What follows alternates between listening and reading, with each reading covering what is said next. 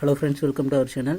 இன்றைக்கி நம்ம பார்க்கக்கூடிய பதிவு எதுன்னு பார்த்தீங்கன்னா, கிராங்க் ஷாஃப்ட்டையும் நம்ம பிஸ்டனையும் கனெக்ட் பண்ணியிருக்கக்கூடிய கனெக்டிங் ராடில் உள்ள கனெக்டரை நம்ம ரிமூவ் பண்ணுறதுக்கு கஷ்டமாக இருந்துச்சுன்னா ஈஸியாக எப்படி ரிமூவ் பண்ணலாம் அப்படின்னு சொல்லி தான் இந்த வீடியோவில் ஃபுல்லாக பார்க்க போகிறோம். அதுக்கு முன்னாடி நம்ம சேனலை சப்ஸ்கிரைப் பண்ணலாம், மறக்காமல் சப்ஸ்கிரைப் பண்ணிக்கோங்க. பக்கத்தில் உள்ள பெல் ஐக்கனையும் கிளிக் பண்ணிக்கோங்க. இதில் உள்ள பேரிங்கை உள்ள இந்த மாதிரி கனெக்டர் இருக்கும். அந்த கனெக்டரை ரிமூவ் பண்ணுறதுக்கு ரொம்பவே கஷ்டமாக இருந்துச்சு. ஒரு மணி நேரம் போராடினதுக்கப்புறம் யூடியூப்பில் பார்த்தேன் எப்படி ரிமூவ் பண்ணலாம் அப்படின்னு சொல்லி போட்டிருந்தாங்க. ரொம்பவே யூஸ்ஃபுல்லாக இருந்துச்சு. அதான் இந்த வீடியோ மேக் பண்ணுறேன். அதாவது இந்த கனெக்டிங் ராடு பிஸ்டன் சீஸ் ஆகிட்டனாலே ஆட்டோமேட்டிக்காக இதுவும் ரொம்ப டைட் ஆயிரும். திருப்பி நம்ம ரிமூவ் பண்ணுறதுக்கு ஆல்ரெடி இதில் நம்ம ஸ்க்ரூ சுற்றியில் வச்சு யூஸ் பண்ணோன்னா கனெக்டிங் ராடு பெண்ட் ஆயிரும்.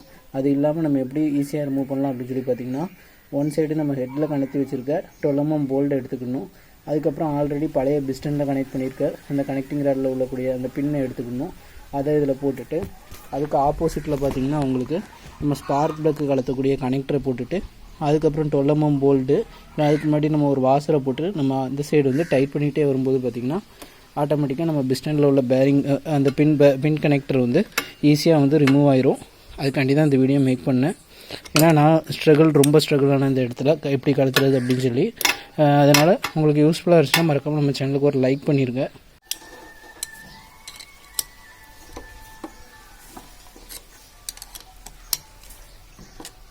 இன்னும் வந்துட்டு இப்போ உள்ள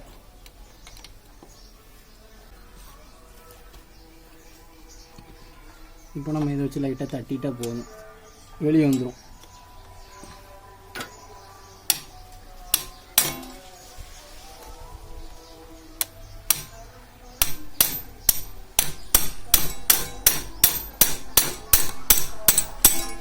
அவ்வளோதான்,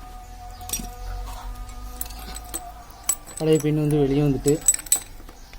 ரொம்ப ஈஸியான மெத்தடு. இப்படி தான் நம்ம ஈஸியாக கலத்தணும்.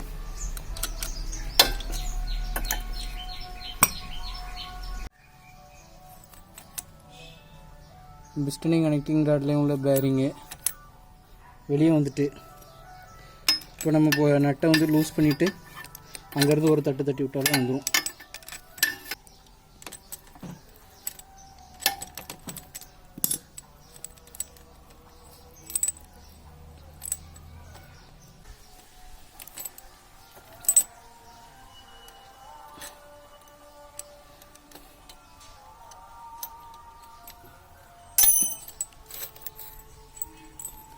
கலத்தியாச்சு வாசரையும் இதையும்.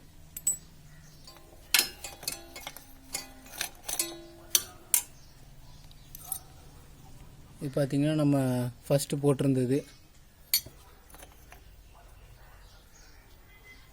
2 கனெக்டிங் ராடில் உள்ள 2 பின்னையும் எடுத்தாச்சு.